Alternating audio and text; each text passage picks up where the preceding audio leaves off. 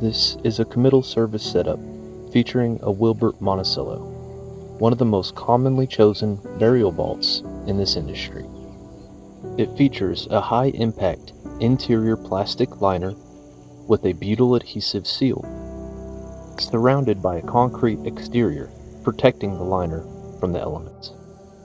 The interior liner, along with the seal, is what provides the air and watertight seal to the burial vault. The concrete is there to strictly protect the interior liner from damage. Burial vaults are used across the United States, and in most cemeteries, including in the area where I work, they're required by cemeteries in general, whether that be a lined and sealed burial vault or a burial container of some sort. The primary use for a burial container of any kind is to prevent the ground from collapsing above the casket as the casket deteriorates. Without a burial vault or a burial container, the ground would settle over the years as the casket deteriorates, causing the cemetery more maintenance in top-filling the grave and reseeding. The way that our vault company sets up burial vaults is referred to as the Wilbert Way. This process suspends the burial vault above the grave, making sure that the entirety of the vault is visible to the family and that the burial vault can be sealed above ground, making sure there are no obstacles or debris in the way of the burial vault seal. Some other vault companies choose to place the base of the vault in the bottom of the grave when they arrive in the cemetery, and the lid of the burial vault is placed off to the side, or it remains on the vault cart while the service takes place. In my opinion, this doesn't sit right with me. If a family chooses the burial vault, chooses the color, and color matches the vault to the casket, they should be able to see the burial vault in its entirety in the cemetery and watch the sealing process above ground to ensure it is performed properly. To begin the Wilbert Way setup process, we need to build a stable platform for the burial vault so the weight is dispersed away from the walls of the grave. We do this by placing planks flat to the ground with 4x4s on top of the planks and wood and aluminum boards to support the weight of the vault off to the sides. The reason that I use wood boards on the back side is because they have a little bit more spring. On the back side of the burial vault, no one will be walking and no flowers will be placed on the wooden boards. I use aluminum boards towards the family side. This creates a more stable platform for me to walk across when I'm assisting the family with the casket. It also creates a platform to place flowers and still give me room to walk. We run 6-7 different trucks at a time, and these are the boards that I currently have available to me for use. If it were up to me, I would have aluminum boards across the entire top of the platform, because in general, aluminum boards are stronger. Now that we have our platform set up and level, we can place the burial vault above the grave, and we do this using the Johnny handler from True Rebel equipment. During transport, the burial vault is strapped down to the buggy, and the winch cable is run below the vault and attached to the buggy frame, making sure that the vault cannot shimmy its way towards the end of the buggy. Once we remove that cable, we can relieve all of that slack that's in the winch to make sure that the slack does not let loose while placing the burial vault, and we can attach the winch to the harness that goes around the vault and lifts the vault onto the grave. At our vault company, we utilize both vault carts, like this Johnny handler, but also battery-powered carts called Hilljoys that drive the burial vault from the top of the truck down onto the ground, and then it ramps up on top of the platform. For my first 8 years in this industry, the only tool that I used was a Hilljoy. And through that time, I got extremely used to it, and I might even say pretty good at using a Hilljoy. But once I started using a Logan vault handler from Axis Corporation, which is now a Johnny handler from True Rebel equipment, I knew I'd never prefer a Hilljoy again. The main reasoning is that it eliminates multiple steps that must be used when using a Hilljoy. It also turns, which is a big bonus for moving the vault to the grave. While using a Hilljoy, it must be driven on top of a turntable, and force and manual labor is how the vault turns when using a hilljoy. Using a Johnny handler also prevents the risk of caving in the grave. With a hilljoy, the vault must be driven right to the side or right to the end of the grave, which can oftentimes put a lot of pressure next to the grave, causing one of the walls to collapse in. Today I'm in the far edge of the cemetery with not a lot of headstones around, so I was able to drive right to the end of the grave. If there were headstones at both ends of this grave, I would have maneuvered the vault cart to the side and placed the vault down sideways over the grave. Aligning the burial vault properly over the grave at this step removes multiple steps later in the process. When we suspend the vault over the grave, it's a process that we refer to as swinging, because the vault base will be suspended by cables over the grave, and it can move side to side and end to end. If the burial vault is aligned properly over the grave during this step, moving the vault later on using the cables will not be necessary. Now that the vault is placed over the grave, we can lock down the buggy and remove the harness from the burial vault. While the service takes place, we'll drive the buggy out of sight and out of the way to make sure it doesn't block any of the drives for the family entering the cemetery.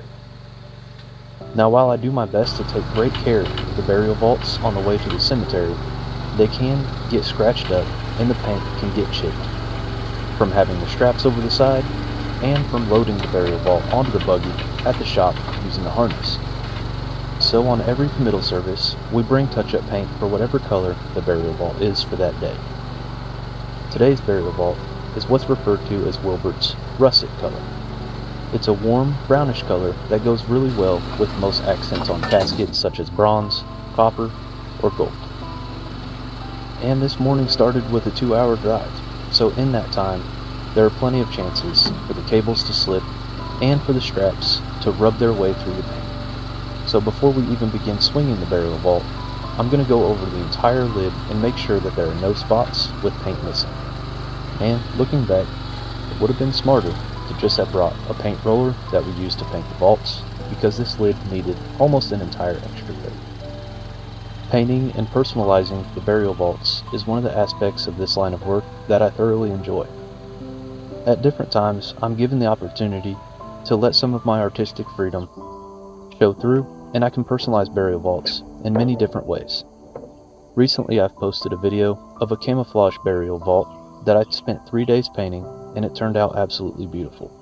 And while there's nothing wrong with the standard Wilbert colors like russet, gold, copper, and silver, having the opportunity to really personalize and customize a burial vault, depending on someone's desires and personality, can really mean a lot to a family when they arrive at the cemetery. When my grandfather passed away, he was prearranged with a local funeral home to receive a Wilbert Monticello at the cemetery. And while a Wilbert Monticello is a quality lined and sealed burial vault, I thought my grandpa would have appreciated a little bit of something more. With Wilbert burial vaults starting with the Wilbert Citadel, we're able to do customized prints over the top of the burial vault. My grandfather was a farmer his entire life, and he collected model John Deere tractors. So rather than a silver Wilbert Monticello, I chose to go with a Wilbert Citadel, which is a burial vault with a black interior liner with a cover that has a personalized carapace over the top. For that, we chose a farm scene. It was an open field with an International Harvester tractor right in the middle, so we photoshopped that tractor out and placed a John Deere in the center. On the right-hand side, we put a portrait of my grandfather, and on the left-hand side was a red barn. To match with the John Deere theme, I painted the base of the burial vault John Deere green with a yellow highlight over the textured areas, and the lid was painted John Deere yellow with a green highlight over the textured area on the lid. When my family arrived to the cemetery, they weren't expecting anything of the sort. And a lot of times, funeral directors will also help personalize the burial vault by incorporating one of their hobbies or interests of the person who has passed. And when the family arrives to the cemetery, it's that extra touch that shows that us as a vault company and the funeral director themselves are paying attention and do care about the family and about the life that's being celebrated on that day. But now that the burial vault's paint has been touched up and is drying, we can go ahead and begin the burial vault swinging process. And this starts out by covering up our wood boards and aluminum boards with green carpets that are referred to as runners. Runners are the same length as our long green carpets, but half the width. And since this is a new funeral home and a new cemetery that I've never been to before, I was unaware of their rules and regulations when I arrived. Luckily, the manager of the cemetery was there, and at their cemetery, they do not allow carpets to be placed underneath the tent, most likely due to a fall incident that occurred years ago.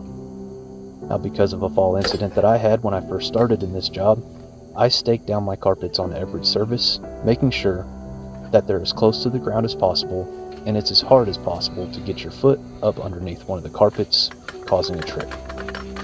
That being said, we still respect the cemetery's rules and their regulations, and today I didn't put down any big carpets, but if it was raining, or it had been raining, I would still put down one carpet underneath the chairs. We do service funeral homes at times that don't like big green carpets because of trip hazards, but if there's not a carpet down and we place the chairs on wet ground, there is the possibility of sinking the chair into the ground, causing a different type of fall hazard. Our main goal in a cemetery is safety and professionalism.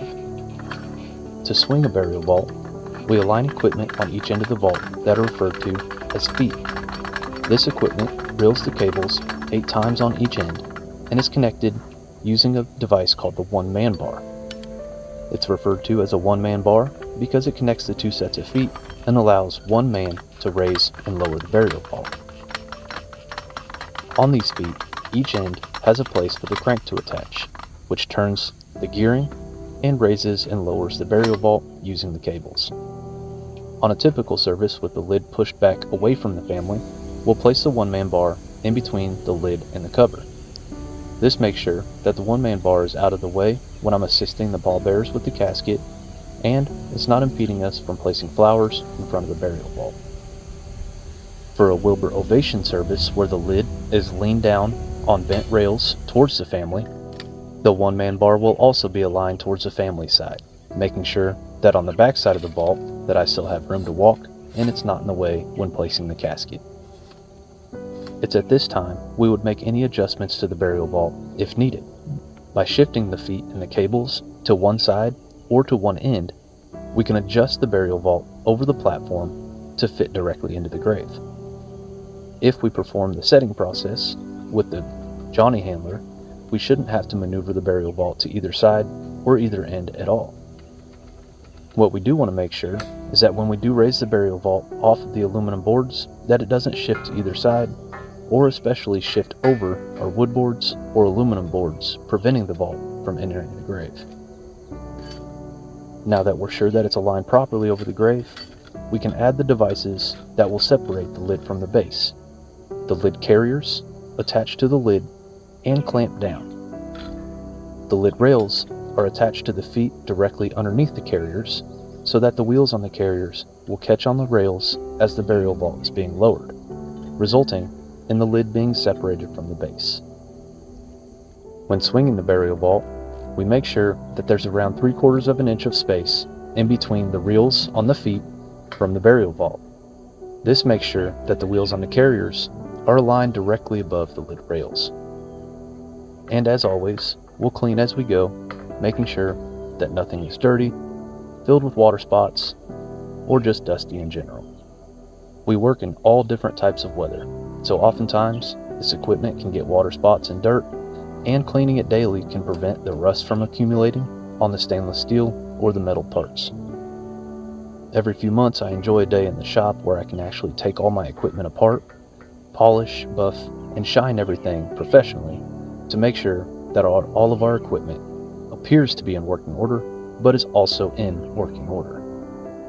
Even if your equipment is functioning at 100% of its capability, if it is dirty and rusty, it does not appear to the family and the funeral directors as though it's in working order.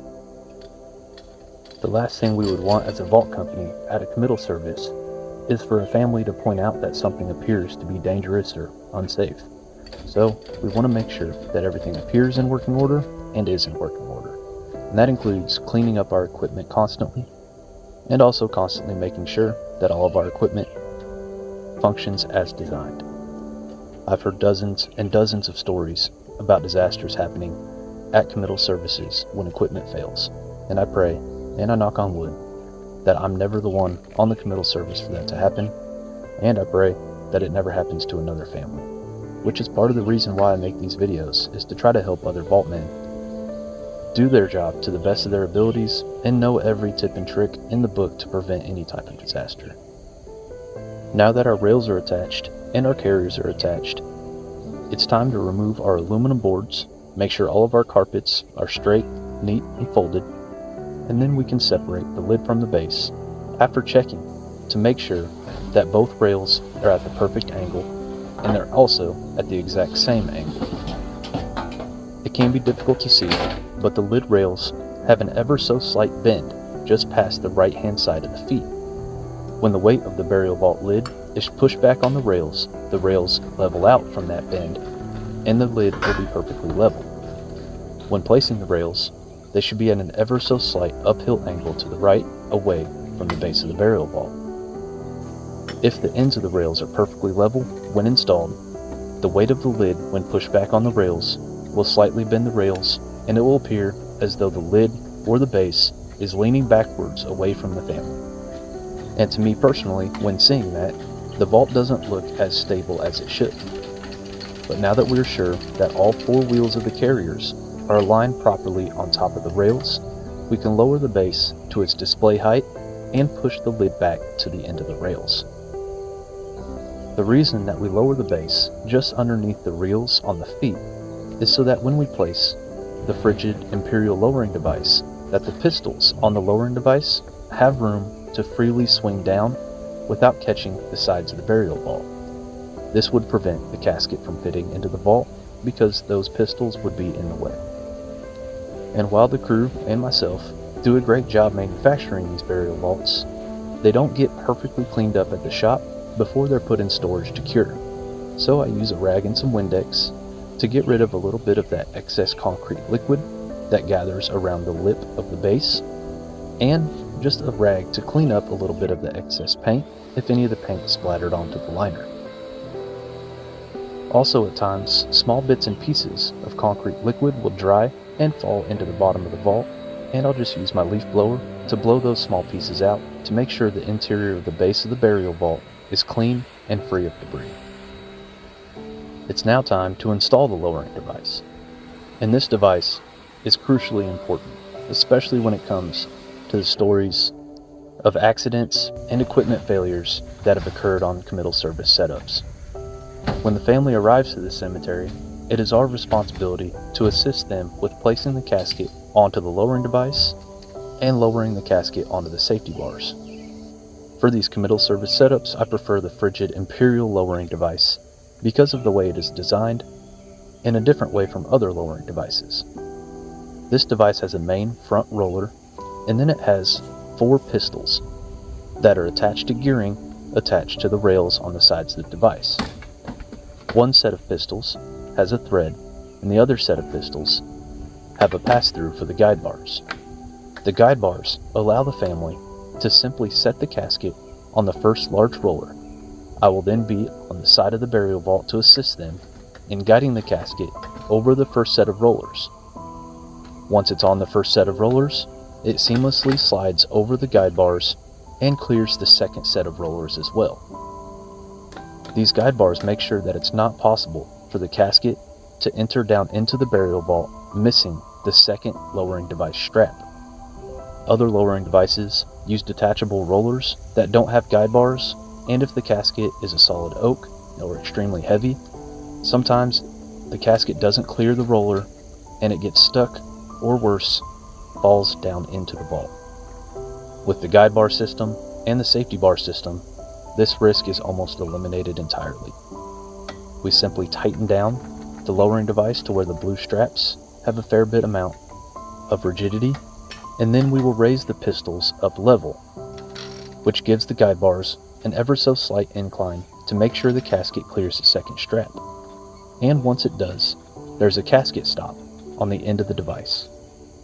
Once in place, we will use the crank and unlock the lowering device, lowering the casket down onto the safety bars, which are there to strictly make sure that the casket doesn't roll back towards the first roller, and so that it's aligned perfectly over the burial vault when it's time to lower the casket.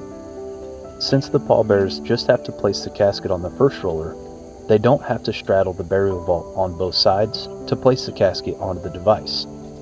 This would be almost impossible given the fact that the lid rail is in the way for the pallbearers on the right-hand side in this video.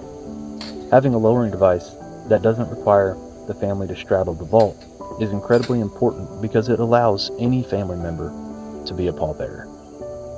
You don't have to be young and strong to be a pallbearer, and even children can help pallbear because they don't have to get on both sides of the vault, so it allows all family to participate. The last step in the process of setting a Wilbert Monticello is to place the T-carpets, and these carpets are designed to go over the feet and hide our equipment and our 4x4s and boards. On a service like today, where carpets are not allowed, I keep them folded up and tight to the end of the grave. On days when we do set out our big green carpets, I will unfold these carpets, and they make a T-shape that fits out and covers the sides of the boards and ends up evenly matching with the ends of the long green carpets on the sides. But now that the burial vault is swung and completed, with the only steps remaining to add the nameplate, emblem, and trademark, we can move on to our committal service tent. And one of the other rules at this cemetery is that they don't allow extensions. I don't fully understand that one, but because it's a beautiful day, I'm going to do what's referred to as an offset, which means we start the tent in front of the burial vault, and we don't place the tent over the burial vault in any way. This allows for much more room under the tent, especially since it's 8 feet shorter than it normally would be. The tent that I use is a 15-foot by 20-foot tent that has 6 poles, 4 corners and 2 center frame poles. It then has a 15 by 20-foot canvas top that is attached using pins and the top extension poles attaching to the top extension frame. And while a committal service tent appears pretty straightforward, for some reason the new guys really struggle on getting one of these tents perfectly straight. The person that I'm laying to rest today was an Army veteran, so we thank him for his service, but we also want to represent his time in the services, so we will be placing American flags and Army flags on extension tent poles on the ends of the tent. I get fairly lucky on days like today when there's little to no wind in any way, and there's no rain in the forecast either. Our main priority with the committal service tent is sheltering the family from the elements in the cemetery. On a day like today, the tent isn't doing too much. The family will already be seated in the shade of the trees, but we'll set the tent, of course, anyways. Later on in the year, when it gets cold outside, or when it's raining, windy, or just plain miserably hot and sunny, the tent provides shade from the sun and shelter from the rain, ice, and snow. When it gets extremely cold outside, we have canvas walls that can surround the entirety of the tent. In those cases, we also run propane heaters underneath the tent, and if there's not much wind, we can heat up the interior of the tent by around 20 to 30 degrees. This canvas is much thicker than your average camping tent, and it's waterproof as well, so most of the time the rain just runs right off, or at least it doesn't come through and drip onto the family members. To attach the main frame top, we start with 2 corners, making sure that the banner is out facing the road, which today was actually a mistake because I do not have a banner for this funeral home yet. This is the very first committal service we've provided for this funeral home, and it takes a few weeks to get a banner in from the company that we use. In situations like this, or when one funeral home has multiple different services in a day, we will set the banner to the backside, having it hidden, or we will place our banner for our shop name in the front as well. To erect the main top, we set the 6-pole main frame piece into the center, and then we use one of the extension poles to prop up the entire tent as we place the rest of the poles into the corner spots with their pins.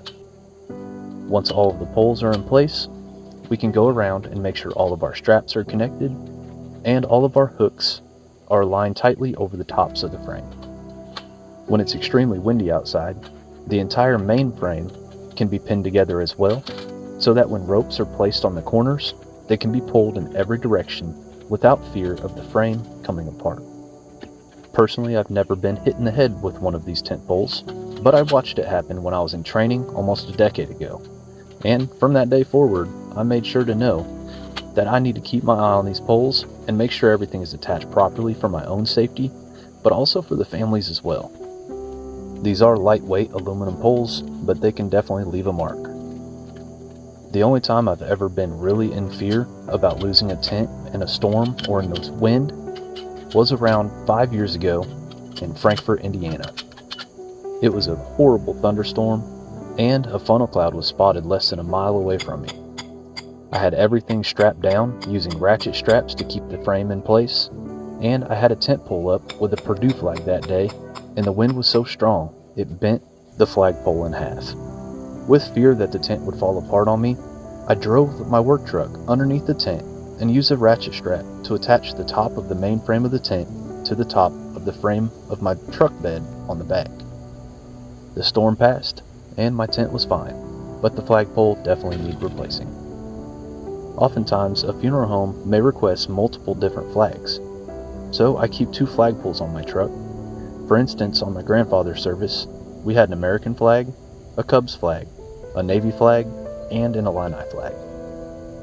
For this service, I just happened to buy 2 new Army flags at Lowe's the morning of because somewhere one got lost, and we need to make sure we have multiple of every flag, so I had 2 American and 2 Army flags on my truck to fly at this service. When it comes to flags for services, we all carry an American flag on our truck, but we also offer all the branches of the armed forces as well. We also have prisoner of war flags, Harley-Davidson flags, Cubs, Cardinals, Chicago Bears, the Purdue flag, the Masons, the Illinois State Police, the Thin Blue Line flag. We have just about any flag you can think of, and if we don't have it, there's a good chance that if we know soon enough, we can get one ordered and have it for the service. But now that the burial vault setup is complete, and the tent setup is complete, we can move on to setting our 12 committal service chairs with our 12 chair covers.